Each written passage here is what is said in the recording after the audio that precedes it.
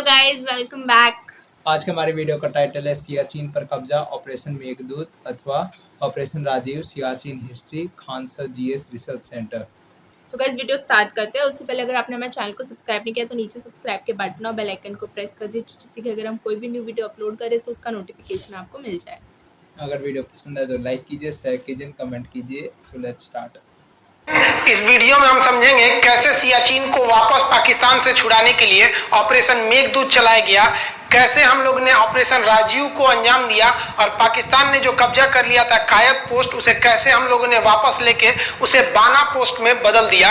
तो इस वीडियो में हम भारतीय सेना के उस गौरव गाथा की चर्चा करेंगे जिसकी पूरी दुनिया कायल है, क्योंकि दुनिया का सबसे ऊंचा युद्ध का मैदान जहां पर -55 डिग्री सेल्सियस टेम्परेचर रहता है, वहां पर भारतीय सेना दुश्मन का मुकाबला की।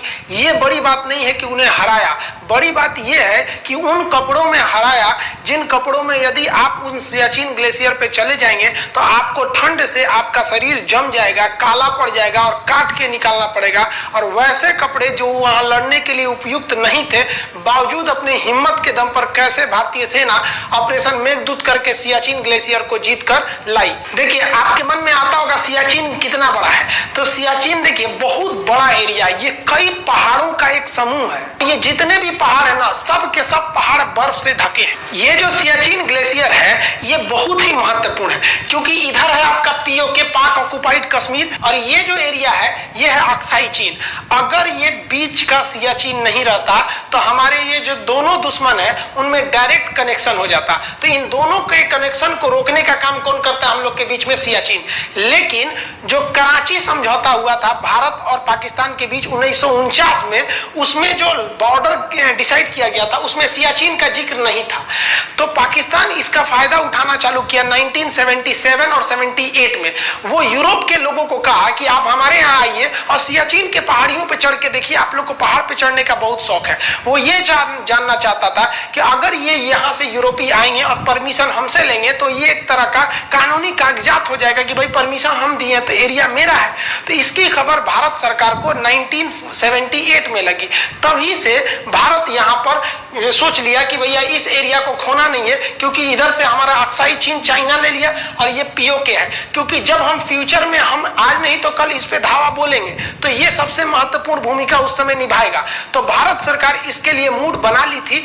तब भारत ने यहाँ से अपने सैनिकों को सियाचिन की ओर भेजना चालू किया। लेकिन दिक्कत यह था कि सियाचिन में टेम्परेचर -55 डिग्री सेल्सियस हो जाता है और यहाँ पर देखिए, यहाँ -55 लिखे और यहाँ पर 35 फीट स्नोफॉल होता है। सोचिए, हमारी हाइट 5 फीट 6 इंच है और वहां बर्फ गिरता है 35 फीट, यानी हमसे 7 गुना ज्यादा बर्फ गिर जाता है। यानी अगर हम किसी एक जगह पे रात भर खड़े हो जाए ना तो 35 फीट बर्फ से नीचे धंस जाएंगे। इतना खतरनाक कंडीशन हो जाता है। और वो 6 किलोमीटर यानी 6000 मीटर ऊंचा है। 6 किलोमीटर सीधे चलना आपको कितना पहाड़ हो जाएगा। सोचिए, अगर पहाड़ पर ऊंचा 6 किलोमीटर चढ़ना पड़ेगा तो कितना टफ कंडीशन होगा। और वहां पर इस एरिया पर, ये छोटा मोटा एरिया नहीं है, इतना बड़ा एरिया है, 75 किलोमीटर का एरिया है। इतने लंबे एरिया को एक्वायर करना था। यहाँ दुश्मन से खतरा कम था और प्रकृति से ज्यादा खतरा था। वहां इतना खतरनाक स्थिति हो गया था कि 3 फौजियों को भेजा जाता था तो उनका कमांडर ये कहता था कि तुम में से कोई एक है जो जिंदा बच के नहीं आएगा, क्योंकि वहां एवरेज रेशियो मरने का यही था। वहां ठंड से इतना भयानक स्थिति था कि पल्मोनरी ऑडिमा नामक एक रोग हो जाता था और फेफड़े सूख के उसमें पानी भर जाते थे। इतना ठंड हो जाता था यहाँ सियाचिन में, इतनी भयानक स्थिति हो गई। तब भारत सरकार ने ये डिसाइड किया, भारतीय सेना ने, कि नहीं अब हमको यहाँ युद्ध करना ही पड़ेगा वरना ये हाथ से निकल गया। तो इसके लिए हमें क्या चाहिए थे? कपड़े चाहिए थे, क्योंकि ये एक दो पहाड़ी नहीं था। आप ये देखिए, ये ट्रायंगुलर शेप जो है ना, ये हम सियाचिन बना दिए। इस सियाचिन में यहाँ पर है आपका काराकोरम, ये चाइना से रास्ता दे देता है और ये पीओके है। तो ये एरिया हम यहाँ पे काराकोरम बना दिए, ये पूरा एरिया सियाचिन है। इसका सबसे निचला एरिया NJ 9842 कहलाता है।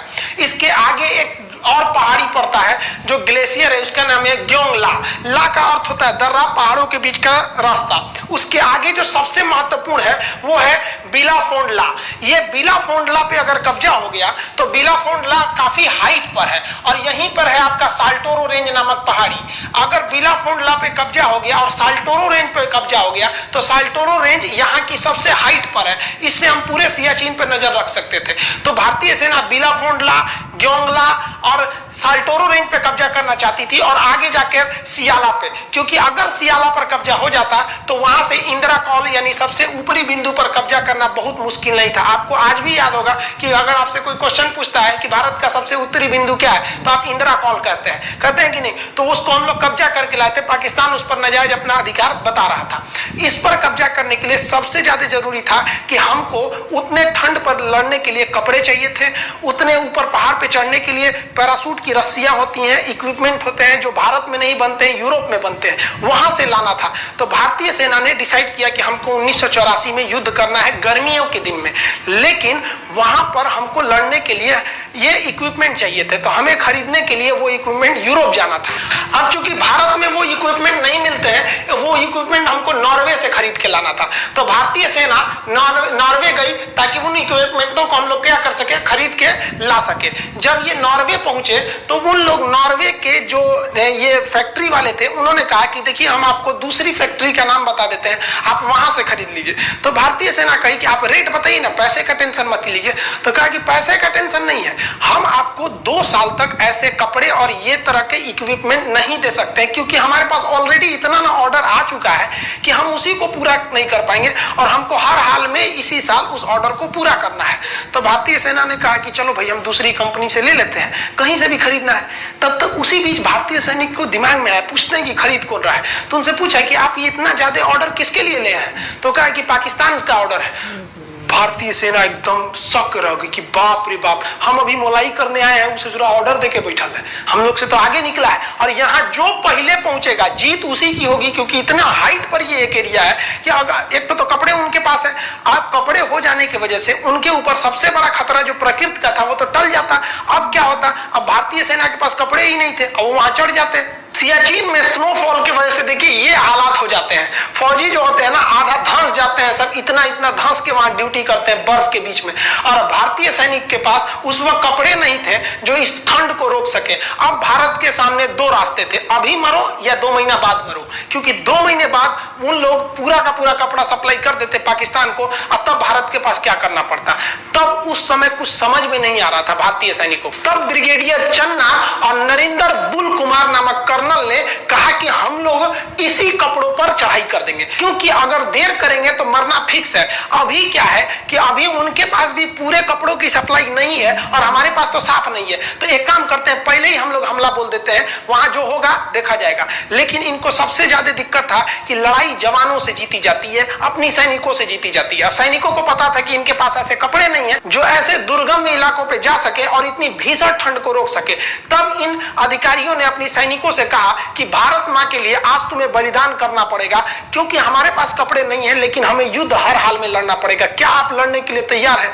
भारत के जवानों ने एक सुर में बोला कि हम लड़ेंगे और हम इसी कपड़ों में जाएंगे और आप चिंता मत है, हम जीत के आएंगे। और भारतीय सैनिकों का जब ये साहस देखा तो ब्रिगेडियर चन्ना एवं कर्नल नगेंद्र बुल ने तुरंत डिसीजन लिया कि भारतीय सेना को अब कहां पर भेज दिया जाए, सियाचिन ग्लेशियर पर। सियाचिन ग्लेशियर पर हम ज्यादा हथियार नहीं ले जा सकते थे, इसलिए हम लोगों ने मोटार को लेके गए। मोटार एक छोटे आकार का तोप होता है, अपने साथ मोटार लेके गए, आरपीजी लेके गए। आरपीजी जो होता है ना, रॉकेट प्रोपेल जो होता है, ग्रेनेड लॉन्चर होता है। आरपीजी ये ग्रेनेड होता है, ये आरपीजी, ये इसको आप लोग रॉकेट लॉन्चर भी बोलते होंगे। और एचएमजी लेके चले गए, हैवी मशीन गन, ये अपने साथ लेके आगे बढ़ने लगे सियाचिन ग्लेशियर के लिए। लेकिन इन्हें ब्रिगेडियर चन्ना ने सख्त आदेश दिया था कि कुछ भी हो जाए उन पहाड़ों पर जाके आप लोग अपना रेडियो सिग्नल मत ऑन कीजिएगा, वरना जैसे आप रेडियो सिग्नल ऑन कीजिएगा वहां पर तुरंत इसकी खबर पाकिस्तानियों को लग जाएगी।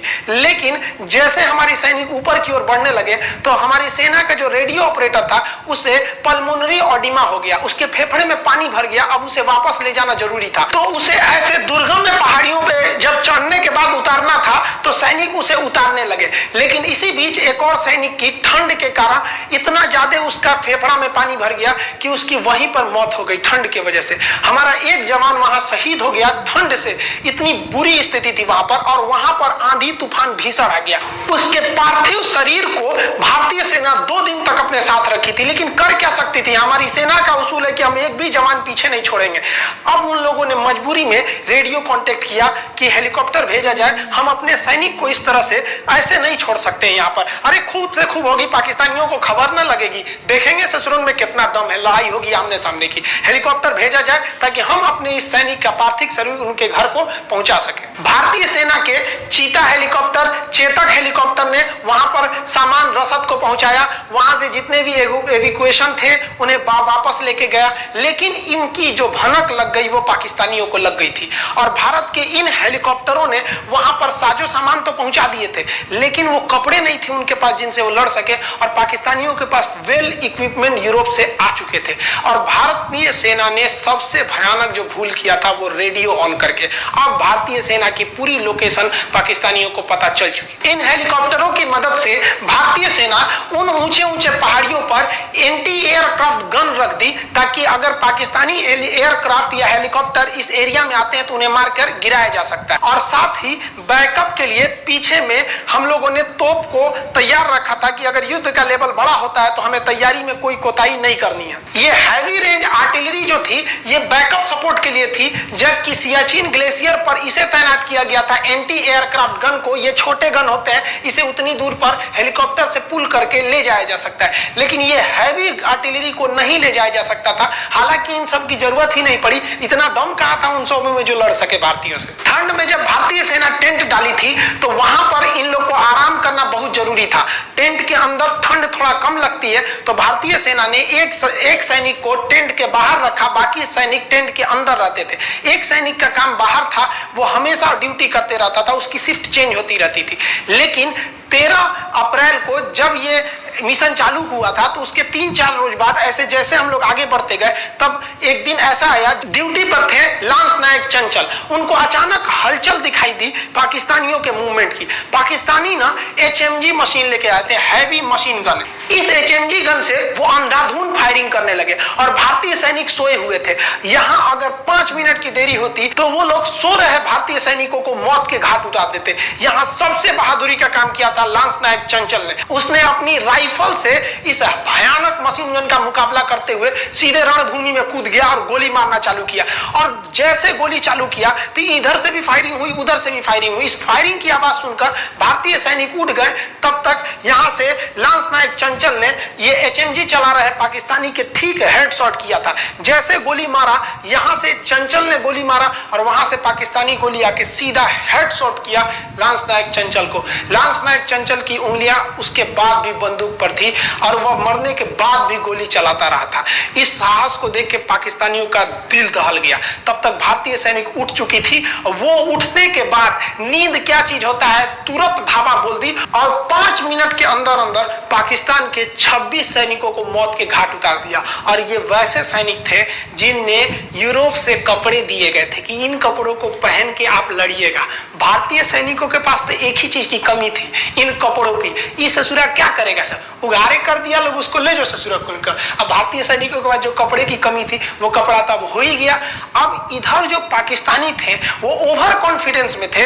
उन पाकिस्तानी बेस कमांडरों को लगा कि जो वो 26 सैनिक भेजे हैं ना, वो लोग अब अपनी जगह पे पहुंच गए हैं, जबकि वो तो अपने जगह पे नहीं दूसरे जगह पे पहुंच गए थे। उनकी लाश को भारतीय सेना इज्जत से दफना दी और भारतीय सेना इनके ड्रेसों को पहन के अब रेडी थी। पाकिस्तानी फौजी जो थे बेवकूफ सब, उन लोगों ने जो रसद था, जो सामान थी या जो ड्रेस एक्स्ट्रा थे वो ले आके यहाँ गिरा दिया। उनको लगा कि ये जो पाकिस्तानी सैनिक ड्यूटी कर रहे हैं, वहां ड्यूटी कर रहे थे भारतीय सैनिक। आज भी वहां जो ड्यूटी करते हैं ना भारतीय सैनिक को, पाकिस्तान के पैसे से खरीदे हुए जो ड्रेस भेज दिए थे वही पहन के ड्यूटी करते हैं। सोचिए कितना बुरा लगता होगा पाकिस्तानियों को जब भारतीय सैनिक को जो वर्दी देखते होंगे सब, तो क्या सोचता होगा, ससुरा कहीं का हम खरीद के लाए थे, हमारा वर्दिया ले लिया यहाँ पे। ठीक किया ससुरा, तुमने औकात में रह के लड़ाई लड़ो ना, ये क्या मतलब हुआ, कुछ कर देंगे। इस पहली कामयाबी के बाद भारतीय सैनिक का मनोबल अपने 7वें आसमान पर था और इन्हें अब किसी चीज की कमी नहीं थी। अब ये लगातार आगे बढ़ते रहे। ये ग्योंगला, बिलाफोडला, साल्टोरो रेंज, सियाला कब्जा करते हुए आगे बढ़ते रहे और बहुत ही जल्द देखते देखते भारतीय सेना ने पूरे सियाचिन को अपने कब्जे में ले लिया। ये बिलाफोंडला है। अगर यहाँ पर आर्मी पहुंच जाती तो यहाँ से हम नुब्रा वैली, यहाँ जहाँ से नुब्रा नदी निकलती है, वहां के रास्तों को हम बंद कर सकते थे। इसलिए बिलाफोंडला को कब्जा किया गया ताकि वहां से जो पाकिस्तानी एंट्री कर रहे थे उसको रोका जा सके। यहाँ देखेंगे ये जो बिलाफोंडला है, यहाँ से जब नदियां, ये ग्लेशियर का बर्फ पिघलता है तो ये जाके मिल जाता है इस नुब्रा नदियों में। ये नुब्रा नदी है, यहाँ से बहती है। और ला का अर्थ क्या होता है? पतला रास्ता। यहाँ से पतले रास्ते भी जाते हैं नुब्रा नदी के बगल से। बिलाफोंडला के कब्जा के बाद अब आर्मी जो थी वो सियाला की ओर बढ़ रही थी। सियाला में पहाड़ियों की जो ढलान थी वो एकदम खड़ी थी, जहां पहुंचना काफी दुर्गम में था। आर्मी को जो सबसे बड़ा फायदा हुआ था वो इस साल्टोरो रेंज को लेकर था, क्योंकि वहां की सबसे ऊंची पहाड़ी साल्टोरो रेंज है। साल्टोरो रेंज के पश्चिमी साइड में हम पाकिस्तान पर नजर रख सकते थे और साल्टोरो रेंज के पूरब में हम इस साइड में चाइना पर नजर रख सकते थे। तो उस समय इस पहाड़ी पर कब्जा करना सबसे जरूरी था और इसको कब्जा जब कर लिया गया तब पाकिस्तानियों की रीढ़ टूट गई, क्योंकि यह साल्टोरो रेंज से आप अगल बगल के किसी भी एरिया पर नजर रख सकते हैं। अब आप सोचिए कि इस दुर्गम में पहाड़ी पर चढ़ना कितना मुश्किल होगा। यहाँ से नुब्रा वैली पर नजर रख सकते हैं, उधर से जितनी भी घाटियां आ रही हैं वहां से हम लोग नजर रख सकते थे। तो ये साल्टोरो रेंज को कब्जा किया गया। अब यहाँ से कोई भी मूवमेंट जो थी वो आराम से हमको दिख सकती थी। यहाँ पे देखेंगे कोई भी पहाड़ी रेंज है या किधर से भी देखेंगे। अब ये नुब्रा वैली है, इस एरिया से निकल जाएगी यहाँ पे और ये एरिया चला जाएगा पाकिस्तान की ओर। तो हम लोगों ने सबसे पहले साल्टोरो रेंज को कब्जा कर लिया। अब जब कब्जे में ले लिया तो नॉर्वे जो था पाकिस्तान फोन किया, महाराज कपड़वा बन गया आपका, ले जाइए कपड़ा। अब यहाँ पे अब बचा कौन है? आप कपड़ा पहन के ईद में घूमिएगा अपने। कुमायूं रेजिमेंट के वीर जवानों ने और लद्दाख स्काउट के बहादुर सैनिकों के दम पर साधारण कपड़ों में भी आज ये कहे जाने वाले सियाचिन ग्लेशियर पर भारत का प्यारा तिरंगा लहरा दिया गया। ये जीत पूरी दुनिया देखी कि उन माहौल में, उन कठिन परिस्थितियों में कैसे भारत के महारण बाकरों ने सियाचिन ग्लेशियर को अपने कदमों के नीचे कर दिया था। आज भी वहां भारतीय तिरंगा शान से लहराता है। और 1984 के बाद 1987 में फिर पाकिस्तान ने भारत पे हमला किया और सियाचिन के एक पोस्ट पर कब्जा कर लिया। उसका नाम रख दिया कायदे आजम। जब ये कब्जा किया तो भारतीय सेना का पंजाबी सिपाही सूबेदार बाना सिंह का खून खौल गया और उसने कहा कि आप मुझे जिम्मेदारी दीजिए, मैं अकेले उसे जीत के ले जाऊंगा। और सूबेदार बाना सिंह ने उस पाकिस्तानी पोस्ट कायदे आजम पर अकेले युद्ध किया और अपनी कंपनी को लीड करता हुआ गया और पाकिस्तानियों को उनके बंकर में घुसकर मारा। उसके बहादुरी को देखकर भारत सरकार ने उस बंकर का नाम कायदे आजम से बदलकर उस बंकर का नाम बाना सिंह बंकर रख दिया। आज ये बाना सिंह बंकर, सियाचिन ग्लेशियर तो ऊंचा है, उसमें भी सबसे ऊंचा युद्ध का मैदान है और सबसे ऊंचा भारत का बंकर है। इसके बाद फिर पाकिस्तानी ने 1989 2 साल बाद फिर हमला किया, लेकिन क्या फर्क पड़ता है भाई, आप हमला करते रहिए, कोई फर्क नहीं पड़ने वाला है। तब से लेकर आज तक सियाचिन भारतीय सेना के नियंत्रण में है। इस प्रकार 1984 में जो भारतीय सेना ने अपना ऑपरेशन मेघदूत चलाया, उसके सामने पाकिस्तानी सेना का ऑपरेशन अबाबिल धूल चाट गया। उसके 3 साल बाद पाकिस्तान जब दोबारा आया 1987 में, तो ऑपरेशन राजीव चलाकर फिर से उसे वापस खदेड़ा गया बाना सिंह के नेतृत्व में। आज भारतीय सैनिक वहां अदम्य साहस से ड्यूटी करते हैं, लेकिन आपको जानकर हैरानी होगी कि इस विषम परिस्थिति में भी हमारी अर्थव्यवस्था चाहे अच्छी रहे चाहे लड़खड़ाती रहे। इतनी वीडियो थी गाइस, आई गेस इतनी ही थी। ऑफिशियल चैनल ये खान सर ऑफिशियल चैनल की थी और जिन्होंने हमें ये वीडियो पे रिएक्ट करने के लिए रिकमेंड किया, thank you so much. And बहुत ही इन्फॉर्मेटिव वीडियो थी। एंड खान सर की वो बहुत अच्छा, वो अच्छे से वो जो रेंजेस का वो जो एनिमेशन दिखाता है ना, उससे बहुत अच्छे से क्रिस्टल क्लियर हो जाता है। और सबसे पहले तो ये था कि पाकिस्तान वाला इन्होंने यूनिफॉर्म्स की बात की कि सबसे पहले देखा वो यूरोपियंस को बुला रहे थे माउंटेन रेंजेस में वो करने के लिए, ताकि कि उनको अथोराइजेशन लेना पड़े, तो ऐसा लगे कि हाँ मतलब कि पाकिस्तान के उसके अंडर है। और वो यूनिफॉर्म्स कहाँ से मंगवाई थी वो? नॉर्वे से। नॉर्वे यूरोपियन तो मतलब काफ़ी चालाक है। और सबसे हैरानी की बात तो ये है कि सियाचिन सबसे हाईएस्ट उस पर बैटल ग्राउंड है। एंड उसमें भी जो हमारे सोल्जर्स थे उनके पास ऑब्वियसली यूनिफॉर्म नहीं थी, जैसे कि इन्होंने बताया, बट वो जो ब्रिगेडियर कौन थे और एक क्लास कर्नल, उन लोगों का जो फैसला था कि हमें ऐसे करना है, क्योंकि वैसे लॉजिकली देखें तो सही था, क्योंकि वैसे भी क्लाइमेटिक कंडीशंस की वजह से वो हो जा रहा था। और सबसे पहले वो रेडियो वाला इन्होंने बोला कि रेडियो ऑन नहीं करना था, बट हमारे इधर इसमें ये था कि जो रेडियो वाले जो सोल्जर थे उनको वो हो गया था, उनके पानी भर गया था, पल्मोनरी लंग्स में इन पानी सिंपल वर्ड्स पानी भर गया था। एंड तो रेडियो ऑन करना पड़ा था। तो ये वही बात है कि पाकिस्तान देखो कितनी बार हमने बोला कितनी बार अटैक किया, उसके बाद 85, हाँ। 87, 89 और सबसे मतलब सभी लोग बहादुरी से ही लड़े, बट सबसे जो मतलब कहते हैं ना ब्रेवरी, वो उन्होंने लास्ट नायक चंचल थे ना, वो लास्ट नायक चंचल, हाँ, वो उनके heavy बारे में machine बताई gun। कि मतलब कि सब लोग सो रहे थे, उन्होंने उनको ये नहीं बोला, वो खुद ही चले गए। लाइक इतने सारे पाकिस्तानी तो वो थे, बोला ना 5 मिनट की देरी होती है, वो पीछे बताने को जाते तो उतने में उतने में वो उड़ा सकते थे, इसलिए उन्होंने लाइक उनको बचाने के लिए खुद की लाइफ सेक्रीफाइस की। एंड मतलब हेडशॉट तो वो छोड़ो, और बाना सिंह का वो कौन थे, बाना सिंह जो उनकी रैंक क्या थी, पोस्ट सॉरी बाना सिंह की रैंक, राजीव ऑपरेस, तो ये बात एक अच्छी कर दी कि उस पोस्ट का नाम बदल के बाना सिंह के नाम पे रख दिया है। ये बहुत अच्छी चीज है। तो बेसिकली बहुत सारे ऐसे ब्रेवरी की चीजें हैं जो कि हमें तो बस इन दोनों का ही भी पता चला। इतने सारे लोग शहीद, हमारे इतने सारे सोल्जर शहीद हुए होंगे, उनकी इतनी सारी कहानियां होंगी। So there is a lot more to हमें भी जानना बहुत बाकी है अभी से।